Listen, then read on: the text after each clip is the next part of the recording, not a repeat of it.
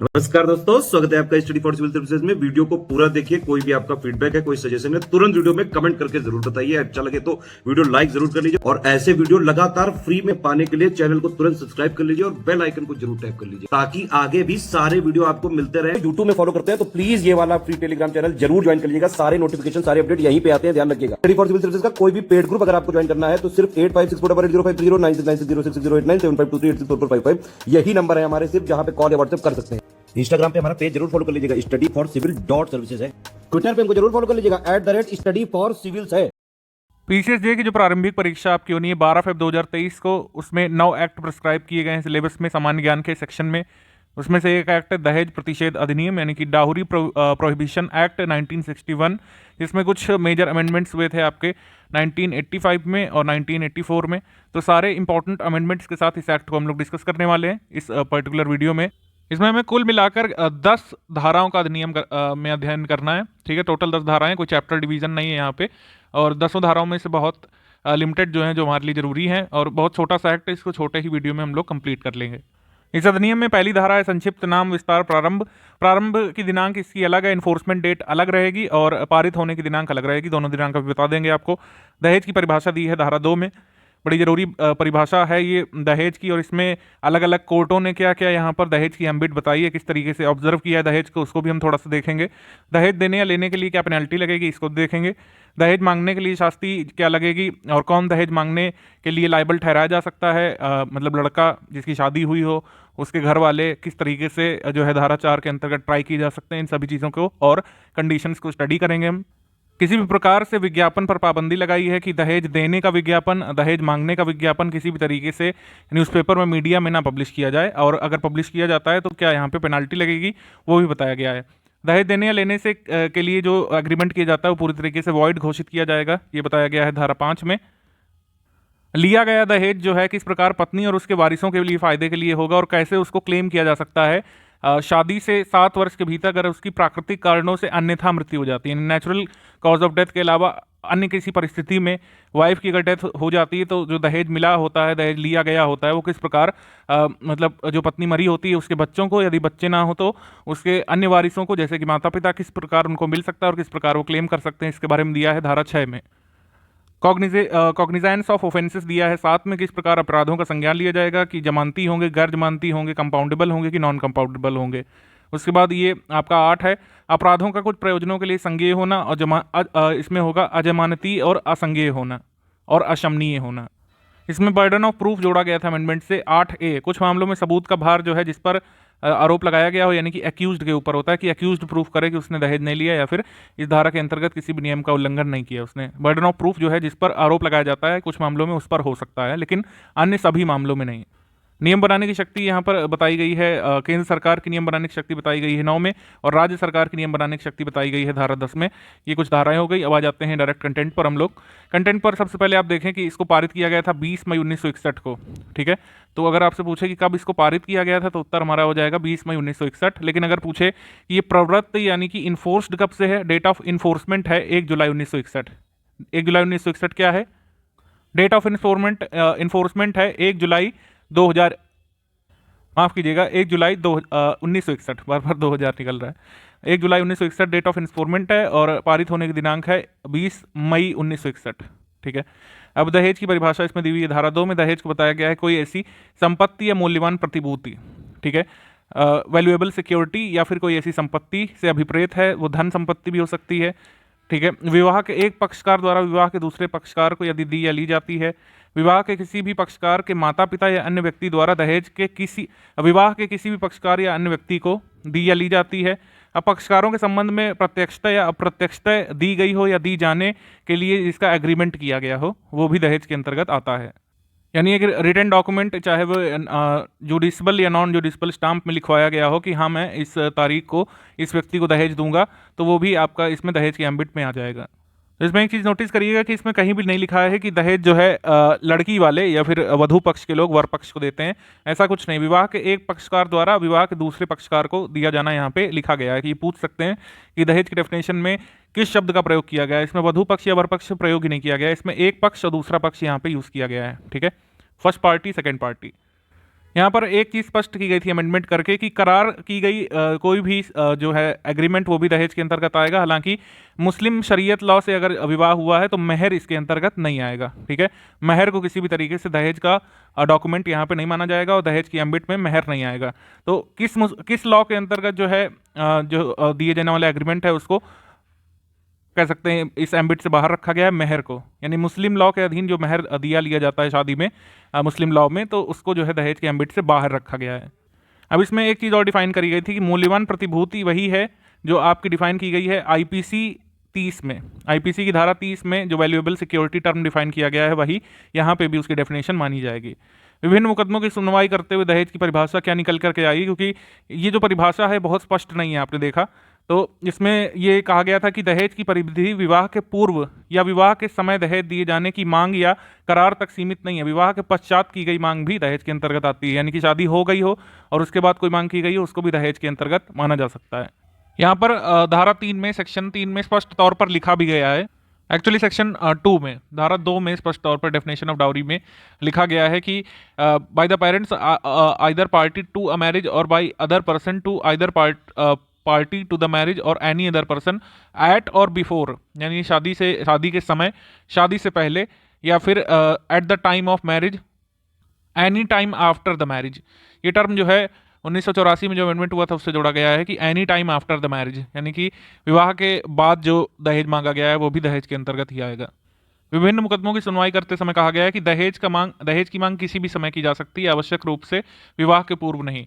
इस धारा में उल्लेखित व्यक्तियों में से किसी के द्वारा मांग की गई कोई संपत्ति या धन या मूल्यवान प्रतिभूति विवाह के समय, उसके पूर्व या विवाह के पश्चात जो विवाहिता महिला की मृत्यु से युक्ततः जुड़ी हुई हो, आवश्यक रूप से विवाह से जुड़ी हुई या उसके संबंध में मानी जाएगी, जब तक किसी दिए हुए मामले में अन्यथा असंदिग्धता इंगित ना करे। आशय ये है कि अगर मृत्यु हो जाती है, किसी ब्राइड की मृत्यु हो जाती है, तो दहेज प्रथा जब लगाई दी जाती है कि दहेज हत्या का मुकदमा जब चलता है, तो कोई भी वैल्यूएबल सिक्योरिटी, कोई पेमेंट जो विवाह के टर्म में किया गया है वो उस महिला जिसकी मृत्यु हुई है शादी के पश्चात, उससे जुड़ी हुई ही कोर्ट एज्यूम करके चलता है। अंततः अगर ये प्रूफ न कर दिए जाए कि जो भी मॉनेटरी ट्रांजैक्शन हुआ है वो किसी भी तरीके से ब्राइड की मृत्यु से कनेक्टेड नहीं है, यानी बर्डन ऑफ प्रूफ एक बार फिर लड़के वालों पर ही होता है कि वो प्रूफ करें कि दहेज के कारण जो है उस महिला की हत्या नहीं हुई है। तो ये विभिन्न समय कोर्टों ने अपने अपने मुकदमों की सुनवाई करते हुए ये सब डिसीजंस में ऑब्जर्व किया था। संतान के जन्म या अन्य अनुष्ठानों के समय किए गए रूढ़िगत भुगतान दहेज की परिधि में नहीं आते हैं। मान लीजिए बच्चे का जन्म होता है और ये प्रथा है कि नाना नानी की तरफ से कुछ आता है, सोने चांदी के बर्तन आते हैं, किसी किसी कस्टम में बहुत मूल्यवान जो है चीज़ें आती हैं, पालना आता है, सोने के कुछ आभूषण आते हैं बच्चे के लिए, सोने की चैन अगर दी गई है बच्चे को, तो वो जो है दहेज की परिधि में नहीं आती है। यानी कस्टमरी जो पेमेंट्स होते हैं वो दहेज की परिधि में नहीं आते हैं, एक बार कोर्ट ने ऑब्जर्व किया था। दहेज की अतिरिक्त मांग भी दहेज की परिभाषा में आती है। मान लीजिए कि दहेज आपने मांगा, एक ने राजी हो गया दहेज देने के लिए, लेकिन दहेज आपने एक्स्ट्रा मांग लिया और वो जो है उसने केस कर दिया, तो आप ये नहीं कह सकते कि उसने एग्री किया था। अतिरिक्त दहेज की मांग जो की गई थी वो भी धारा 2 में दहेज की अम्बिट में आएगी। शब्द विवाह में प्रस्तावित विवाह भी शामिल है जो अंततः संपन्न ना हुआ हो। विवाह के लिए जो है दो पार्टी आई, दहेज की मांग की गई, विवाह संपन्न नहीं हो पाया और एग्रीव्ड पार्टी ने दूसरी पार्टी पर केस कर दिया, तो वो भी जो है मेंटेनेबल होगा, उसको खारिज नहीं किया जा सकता कोर्ट में। तो प्रपोज्ड मैरिज में भी अगर दहेज मांगा जाता है और मैरिज अंततः नहीं भी हो पाती, तब भी दहेज मांगने वाली पार्टी को कोर्ट में ट्राई किया जा सकेगा, उनका ट्रायल हो सकता है। मृतका द्वारा पिता की पैतृक संपत्ति में उसके अंश की मांग करना दहेज नहीं होता है।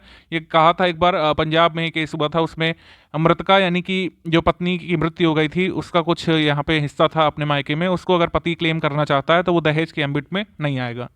दहेज देने या लेने के लिए शास्ति यानी पेनाल्टी क्या है, इसमें पहले सजा कम थी लेकिन अब कह दिया गया है कि 5 वर्ष तक से कम की सजा नहीं होगी दहेज देने और दहेज लेने के मामले में।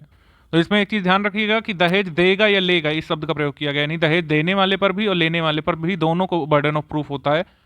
यानी कि अगर ये प्रूफ हुआ कि किसी ने दहेज लिया है तो उस व्यक्ति को भी सजा होगी जिसने दहेज दिया है। तो दहेज लेना और देना दोनों ही अपराध है। तो 5 वर्ष से कम की सजा नहीं होगी दहेज देने या लेने अगर प्रूफ हो गया कोर्ट में, और 15,000 रुपये तक का जुर्माना लगाया जाएगा, या फिर उस जुर्माने की रकम दहेज के मूल्य के बराबर भी हो सकती है जो दहेज दिया गया हो। ठीक, परंतु अमेंडमेंट से ये भी कहा गया था कि जो भी निर्णय अभिलिखित किए जाएंगे, कुछ ऐसे विशेष कारण जिनका जजमेंट में उल्लेख किया जाएगा, इसमें 5 वर्ष तक से कम का भी कारावास मजिस्ट्रेट चाहें तो अपने विवेकाधीन दे सकते हैं। हालांकि जजमेंट में उन्हें उन कारणों को रिकॉर्ड करना होगा। अब इसमें कहा गया है कि जो दहेज की जो कह सकते हैं डेफिनेशन है, उसमें कोई भी बात शामिल नहीं होगी।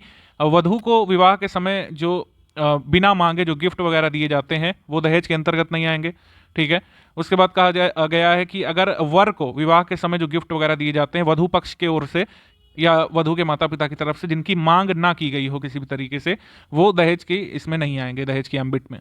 कस्टमरी तौर पर कुछ ऐसी भेंटें, सोने की अंगूठी दी गई हो, जैसे कलेवा में होता है कि जो है वर को कुछ देते हैं, रिश्तेदार देते हैं, वधू पक्ष के माँ बाप देते हैं, निकट संबंधी देते हैं, कुछ सोने की वस्तु दे देते हैं, कई बार कुछ नगद पैसे देते हैं, 1100, 2100, 21,000, जो भी जैसे उनका वो पड़े।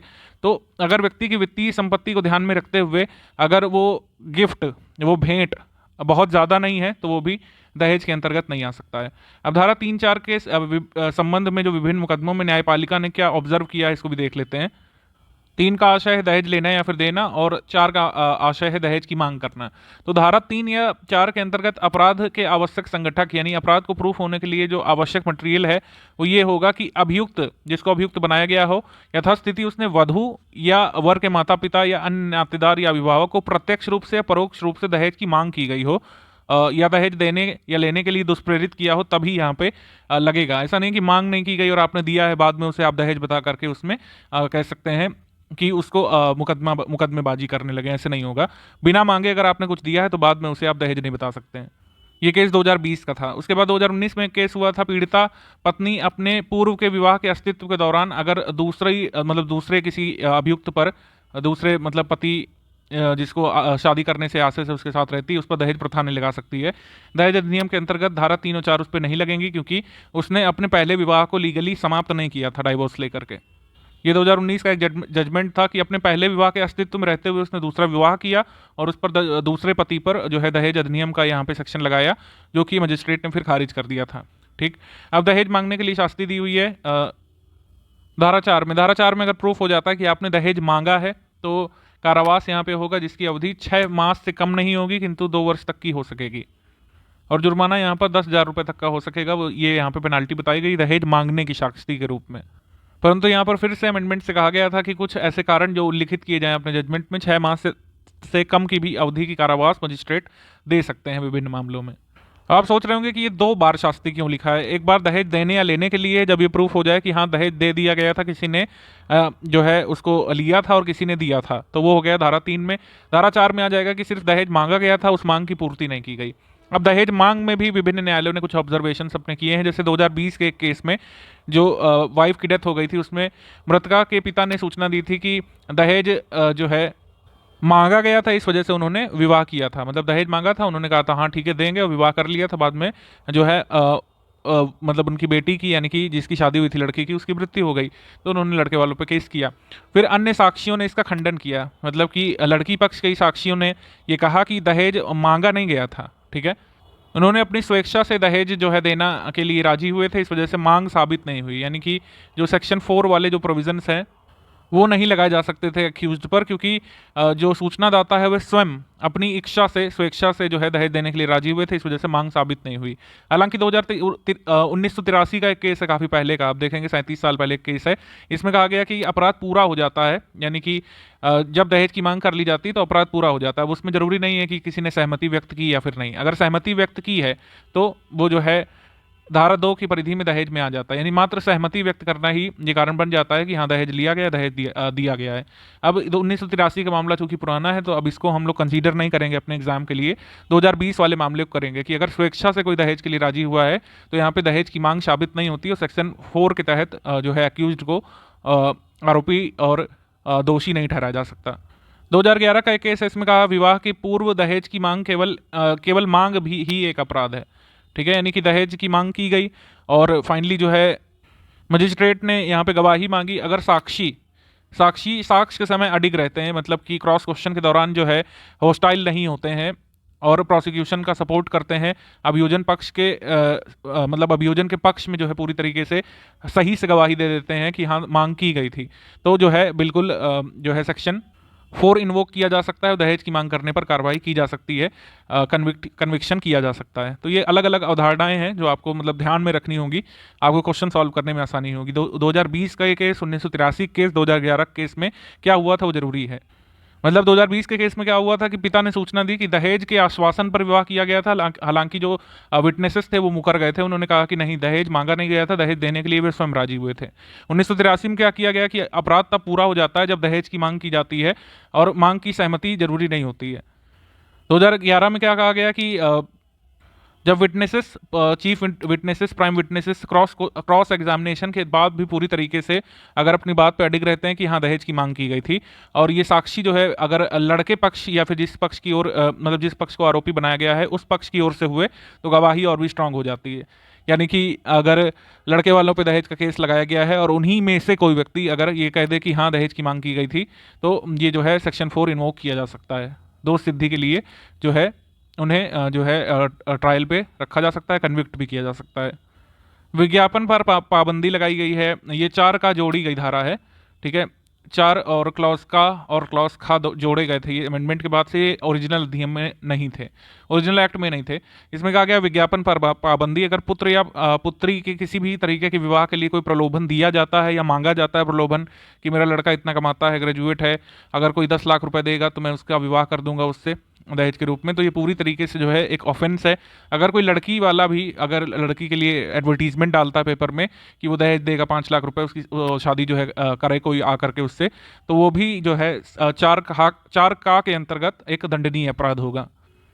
और इसमें सेक्शन 4 का के खंड खा में दिया हुआ है कि कोई विज्ञापन मुद्रित करेगा या फिर प्रकाशित करेगा, यानी कि न्यूज़पेपर पर भी और जो मीडिया है उस पर भी कार्रवाई हो सकती है अगर वो ऐसा विज्ञापन जो है प्रकाशित करेंगे अपने जर्नल या मैगजीन में या फिर न्यूज़पेपर में। तो कारावास जो 6 माह से कम का नहीं होगा लेकिन 5 वर्ष तक का हो सकता है, और जुर्माना जो कि 15,000 रुपये तक का हो सकता है, दंडनीय होगा।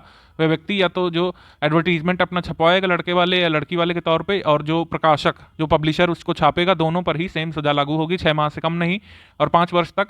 हालांकि कुछ विभिन्न केसेस में 6 माह से कम की भी कारावास मजिस्ट्रेट जो है दे सकते हैं। उसके बाद 5 में दिया हुआ दहेज देने या लेने के लिए कोई भी एग्रीमेंट किया जाएगा 2 पार्टी के बीच, तो बिल्कुल वॉइड होगा और बिल्कुल शून्य होगा। किसी भी प्रकार से कोई पार्टी दहेज के एग्रीमेंट को लेकर एक दूसरे पर केस नहीं कर सकती है। ऑब्वियस सी बात है, वो नहीं करेंगे वरना खुद ही पकड़े जाएंगे। दहेज का पत्नी या उसके वारिसों के फायदे के लिए होना, ये 6 वाला सेक्शन जरूरी है। इसके बंधों को ध्यान से देखिए। दहेज ऐसी स्त्री से भिन्न जिसके विवाह के संबंध में वह दिया गया हो किसी व्यक्ति द्वारा प्राप्त किया जाता है। वह व्यक्ति जो है वो पति हो सकता है, वह व्यक्ति जो है पति का पिता या ससुर हो सकता है, पति का बड़ा भाई हो सकता है। अगर उसने दहेज प्राप्त किया है विवाह के दौरान, तो दहेज को विवाह के पूर्व प्राप्त किया गया है अगर, तो विवाह की तारीख से 3 मास के भीतर। यदि दहेज विवाह के समय लिया गया है तो दहेज की प्राप्ति की तारीख से 3 मास के भीतर। अगर जब स्त्री अवयस्क थी और विवाह किया गया, क्योंकि तब बाल विवाह काफ़ी होते थे, 18 वर्ष की आयु प्राप्त करने के पश्चात 3 मास के भीतर स्त्री को अंतरित करेगा वह व्यक्ति। ये लाइबिलिटी है, बाध्यता है कि वो स्त्री को अंतरित कर देगा वो पैसा दहेज का, या फिर न्यास के रूप में स्त्री के फायदे के लिए धारण करेगा उस पैसे को। तो इसमें साफ साफ दिया हुआ है कि या तो स्त्री को अंतरित कर दे या फिर ट्रस्टी के रूप में उसे धारण करेगा, यानी उसे अपने अधिकार में नहीं ले सकेगा और उसे देने से मना नहीं कर सकता। सेक्शन 6 सब सेक्शन 2 में लिखा हुआ है कि यदि कोई व्यक्ति उपधारा 1 के द्वारा जो भी टर्म्स एंड कंडीशन अपेक्षित हैं उसकी परिसीमा काल के भीतर जो है नहीं अगर दे पाता है, या फिर ट्रस्टी के तौर पर अपने कर्तव्यों से डिग जाता है, स्त्री को ट्रांसफर करने से दहेज को मना कर देता है, तो वो कारावास जिसकी अवधि 6 माह से कम नहीं होगी, 2 वर्ष तक की हो सकेगी, या जुर्माने से जो 5,000 रुपये से कम नहीं होगा या 10,000 रुपये तक का हो सकता है, दंडनीय होगा। फिर सेक्शन 6 सब सेक्शन 3 में एक और बात यहाँ पे बताई गई है। इसमें जोड़ी गई थी ये बातें कि किसी भी संपत्ति की हकदार स्त्री को उसे प्राप्त करने से पूर्व अगर उसकी मृत्यु हो जाती है, तो स्त्री के वारिस को जो उस समय बच्चे होंगे, अगर बच्चे छोटे हैं तो जो है न्यास के रूप में, ट्रस्टी के रूप में जो है उस दहेज को या उस प्रॉपर्टी को धारण करेगा और बच्चों के या वारिसों के मांगने पर उसे सुपुर्द करेगा। अगर बच्चे नहीं है स्त्री के और उसकी मृत्यु हो जाती है दहेज को क्लेम किए बिना, तो स्त्री के वारिस जो उसके माता पिता भी हो सकते हैं वो क्लेम कर सकते हैं धारा 6 के तहत। ठीक, एक और इसमें बात बताई गई है स्पष्टीकरण की, ऐसी स्त्री जिसकी मृत्यु विवाह के 7 वर्ष के भीतर प्राकृतिक कारणों से अन्यथा हो जाती है। ध्यान रखिएगा, प्राकृतिक कारणों से अन्यथा, यानी कि नेचुरल रीजंस के अलावा जो है किसी क्वेश्चनेबल सिनेरियो में, ठीक है, या मर्डर होता है उसका, या फिर जो है बहुत गंभीर बीमारी एकदम से आ जाती है, दुर्घटना का वो शिकार हो जाती है, तो 7 वर्ष से भीतर प्राकृतिक कारणों से अन्यथा अगर उसकी मृत्यु हो जाती है, तो अगर उसकी कोई संतान है तो उसे वो संपत्ति दी जाएगी और उसके 18 वर्ष से पूरे होने तक संपत्ति को न्यास के रूप में धारण करेगा पति या फिर पति का पिता जिसको दहेज मिला था। और यदि संतान नहीं है तो स्त्री के माता पिता को अंतरित कर दी जाएगी, वो इसे क्लेम कर सकते हैं बाकायदा कोर्ट से। तो ऊपर जो दंड बताया गया था वो दंड दिया जाएगा अगर पति ऐसा करने में विफल होता है। ठीक है, मरी हुई पत्नी के माता पिता को दहेज की रकम वापस नहीं करता है तो उसे दंड दिया जाएगा जो 2 वर्ष से कम नहीं होगा। जैसे यहाँ पे ऊपर लिखा हुआ है 6 माह से कम नहीं, किंतु 2 वर्ष तक का दंड उसे मिलेगा। और उस पर जो है संपत्ति के मूल्य के बराबर रकम का जुर्माना भी लगाया जाएगा, जो कि मतलब एक तरीके से वसूली होगी एक तरीके से, जो मरी हुई पत्नी मृत पत्नी के वारिसों को यानी माता पिता को दिया जा सकता है। वह जुर्माना जो संपत्ति के मूल्य के रकम के बराबर होगा वसूल करके माता पिता को दिया जा सकता है। ठीक है। हाँ, एक बात इसमें और स्पष्ट तौर पर लिखी हुई है सेक्शन 6 सब सेक्शन 4 में कि इस बात की कोई भी बात धारा 3 और 4 के उपबंधों पर प्रभाव नहीं डालेगी। मान लीजिए कि प्रूफ हो जाता है कि हाँ दहेज मांगने के कारण ही पत्नी की मृत्यु हुई है तो दहेज तो वापस करना ही होगा, साथ साथ 3 और 4 के तहत जो मुकदमा है वो भी चलेगा और उस पर सजा भी हो सकेगी आरोपी व्यक्ति को। तो सेक्शन 6 किस बारे में है? दहेज वापस कराने के बारे में है, दहेज की वसूली के बारे में है, हम लोग कह सकते हैं। ठीक है, अगर पूछे कि दहेज की वसूली जो है वो किस में दी हुई है तो सेक्शन 6 में। मृतका पत्नी के बाद जो है माता पिता दहेज की वसूली कर सकेंगे सेक्शन 6 के तहत, ये लिखा हुआ है यहाँ पे। ठीक, अब धारा 6 के संबंध में वादों की कार्रवाई के समय न्यायालय की टिप्पणियां क्या क्या आई हैं। 1976 का एक मसला था जिसमें दहेज को विवाह के प्रतिफल के रूप में अगर लिया गया है तो राशि को पति के पिता द्वारा पुत्र की ओर से अगर लिया गया है तो न्यायालय ने ये माना था कि दोनों ही इस अपराध के दायी हैं, यानी कि मतलब पति भी है और पति के पिता ने जो दहेज लिया था वो भी जो है दोनों को कन्विक्ट किया गया था। सुप्रीम कोर्ट में एक केस गया था जिसमें पत्नी की मृत्यु हो गई थी 7 वर्ष पहले प्राकृतिक कारणों से अलावा। ठीक है, तो माता पिता ने दहेज का केस तो चलाया ही और बाकी केस भी लगाए, 304B भी लगाया, दहेज हत्या का भी केस लगाया और साथ ही साथ एक अलग केस भी लगाया ये धारा 6 का। तो सुप्रीम कोर्ट ने कहा कि धारा 6 नहीं चल सकता है। ठीक है, धारा 6 के तहत जो है जिस पत्नी की मृत्यु हुई हो उस पत्नी के माता पिता जिससे शादी हुई हो यानी लड़के के माता पिता से जो है क्लेम नहीं मांग सकते हैं इसका, क्योंकि उन्होंने वो संपत्ति जो है माता पिता को नहीं दी थी। जैसे पारंपरिक उपहार या दहेज जो दिए गए विवाह के समय वो मतलब कह सकते हैं पति के माता पिता से नहीं वापस मांगे जा सकते हैं, वो पति से मांग सकते हैं वापस, पति पर केस करें, लेकिन पति के माता पिता से वो क्लेम नहीं मांगा जा सकता है। जैसे 2019 के केस में किया गया था कि पति से दहेज तथा सोने के गहनों की वसूली वाद धारा 6 के अधीन चलाई जा सकती है, क्योंकि पति दहेज की वस्तुओं को एक न्यासी के रूप में धारित करता है, पति के माता पिता का कोई यहाँ पे बर्डन नहीं होता है। कॉग्निजेंस ऑफ ऑफेंस कैसे लिया जाएगा? इसमें CRPC 1973 के प्रावधानों का इस्तेमाल होगा, लेकिन इसमें लिखा हुआ है स्पष्ट तौर पर मेट्रोपॉलिटन मजिस्ट्रेट या प्रथम वर्ग न्यायिक मजिस्ट्रेट के न्यायालय से अवर। ठीक है, यानी कि इन दोनों मजिस्ट्रेटों से नीचे का कोई अगर न्यायालय है तो वो इस मामलों पर विचार नहीं करेगा, यानी कि एटलीस्ट मेट्रोपॉलिटन मजिस्ट्रेट या फिर जो फर्स्ट क्लास मजिस्ट्रेट है वो इस मामले की सुनवाई करेगा, दहेज प्रतिषेध अधिनियम के मामलों की सुनवाई। कोई न्यायालय इस अधिनियम के अधीन किसी अपराध का संज्ञान कैसे लेंगे? पुलिस रिपोर्ट पर लेंगे, ठीक है, या फिर अपनी जानकारी पर ले सकते हैं, सुओ मोटो नहीं ले सकते हैं। ठीक है, सुओ मोटो ये जो है केस नहीं ले सकते हैं, स्वप्रेरणा पर नहीं ले सकते हैं। तो दहेज का केस क्या सुओ मोटो अदालत चला सकती है? तो इसका उत्तर है नहीं। अपनी जानकारी पर चला सकती है, पुलिस रिपोर्ट पर चला सकती है, कोई संगठन कल्याण संस्था जो जिसने मुकदमा किया हो किसी व्यक्ति की तरफ से तो वो तब भी केस चलाया जा सकता है, अन्यथा नहीं। इसमें स्पष्टीकरण है कि कोई मान्यता प्राप्त कल्याण संस्था या संगठन जो परिवाद कर सकेगा उसे केंद्र सरकार या राज्य सरकार द्वारा पहले से मान्यता मिली हुई होनी चाहिए कि हाँ वो केस कर सकता है और वो रिप्रेजेंट कर सकता है किसी व्यथित व्यक्ति को यानी अग्रीव्ड पर्सन, विमेन को। दंड प्रक्रिया संहिता 1973 के अध्याय 36 की कोई भी बात इस अधिनियम के अधीन दंडनीय किसी अपराध पर लागू नहीं होगी। ध्यान रखना कि इसमें लिखा हुआ है कि अध्याय 36 की कोई भी बात CRPC की इस पर लागू नहीं होगी, इस अधिनियम में किसी भी दंडनीय अपराध पर। सेक्शन 36 में बेसिकली है क्या, कुछ यहाँ पर लिमिटेशंस बताई गई हैं ट्रायल की कि ट्रायल कब शुरू हो सकता है कब नहीं, तो उस लिमिट को इसमें नहीं फॉलो किया जाएगा। इस अधिनियम में दिए गए ऑफेंसेस के मामले में CRPC चैप्टर 36 लागू नहीं होगा, ध्यान रखिएगा। इसमें एक उपधारा भी बड़ी जरूरी है जो बहुत इग्नोर कर दी जाती है। धारा 7 उपधारा 3 में यहाँ पर स्पष्टता तौर पर लिखा हुआ है कि तत्समय प्रवृत्त अन्य विधि में किसी भी बात के होते हुए अपराध से विधित व्यक्ति द्वारा किया गया कथन ऐसे व्यक्ति को इस अधिनियम के अधीन अभियोजन का भागी नहीं बनाएगा। केवल कथन मात्र से किसी व्यक्ति को इस अधिनियम के अधीन अभियोजन का भागीदार नहीं बनाया जा सकता है। अपराधों का कुछ प्रयोजनों के लिए संज्ञेय होना और अजमानतीय होना और अशमनीय होना, यानी कि इसमें जो है कॉग्निजेबल होना, अजमानती यानी कि नॉन बेलेबल होना और नॉन कंपाउंडेबल होना। CRPC 1973 की प्रक्रिया इसमें फॉलो की जाएगी, जैसे कि कॉग्निजेबल और नॉन बेलेबल ऑफेंसेस में फॉलो की जाती है, इसमें स्पष्ट तौर पर दिया हुआ है। हालांकि CRPC 1973 में जो सेक्शन 42 है उसके संबंध में जो है ये नहीं लागू होगा। जब ये अधिनियम आया था तो अपराध जो है जमानती होते थे, यानी बेलेबल होते थे, लेकिन अमेंडमेंट के बाद ये नॉन बेलेबल होते हैं। ये दिया हुआ है साफ साफ सेक्शन 8 सब सेक्शन 2 में, इस अधिनियम के अधीन प्रत्येक अपराध नॉन बेलेबल और नॉन कंपाउंडेबल होंगे। तो कॉग्निजेबल ऑफेंसेस में डाउरी प्रोहिबिशन एक्ट में कहा गया है कि अपराधों के अन्वेषण के लिए सीआरपीसी की प्रक्रिया फॉलो की जाएगी जो कॉग्निजेबल अपराधों में होती है। हालांकि किसी व्यक्ति की वारंट के बिना या मजिस्ट्रेट के किसी आदेश के बिना गिरफ्तारी जो संज्ञेय अपराध हो उसके प्रोविजन इसमें नहीं लागू होंगे। ठीक है, यानी कि कॉग्निजेबल ऑफेंस की तरीके इसमें गिरफ्तारी नहीं की जा सकेगी सीआरपीसी से। इसमें जो है मजबूत ग्राउंड पुलिस को पहले से यहाँ पे ले करके चलने होंगे। तो इसमें सीआरपीसी में जो ऐसे कॉग्निजेबल ऑफेंसेस की जांच की जाती है उसके संबंध में तो सीआरपीसी के प्रावधान लागू होंगे, लेकिन कॉग्निजेबल ऑफेंसेस में, नॉन बेलेबल ऑफेंसेस में जिस प्रकार पुलिस बिना वारंट के या फिर बिना मजिस्ट्रेट के किसी ऑर्डर की गिरफ्तारी करती है वो इसमें लागू नहीं होगा। ध्यान रखिएगा, इसमें लिखा हुआ है दंड प्रक्रिया संहिता 1973 धारा 42 में विनिर्दिष्ट विषय, ठीक है, यानी कि नाम पता ना बताने के लिए जो गिरफ्तारी कर ली जाती है वो इसमें नहीं लागू होगी। और संज्ञेय अपराध की स्थिति में जो पुलिस बिना किसी वारंट या मजिस्ट्रेट के ऑर्डर की गिरफ्तारी कर सकती है वो इसमें लागू नहीं होगी। देखिए लिखा है निम्नलिखित से भिन्न।